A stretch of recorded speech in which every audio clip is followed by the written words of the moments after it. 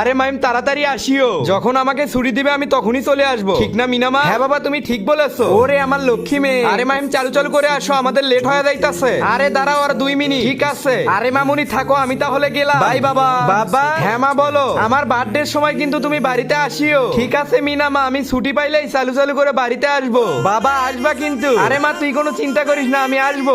এরপর কি হলো সেটা দেখার আগে নিচে সাদা কালার সাবস্ক্রাইব বাটনের উপর যে ক্লিক করবে তাদের মা বাবা যেন অনেকদিন বেঁচে থাকে, আর যারা ভিডিওতে লাইক করে দিবে তাদের মনের আশা যেন পূরণ হয়ে যায়, আমি দোয়া করে দিলাম। আরে মা আজকে তো আমার বার্থডে, বাবা কোমা এখনো আসলো না। আচ্ছা মিনামা দাঁড়া, তোর বাবার কাছে আমি ফোন দেই। হ্যালো মাহিম, কই তুমি? তোমার মেয়ে তোমার সাথে কথা বলবে। আরে বাবা কই তুমি? আজকে তো আমার বার্থডে, তুমি কোমা এখনো আসলা না।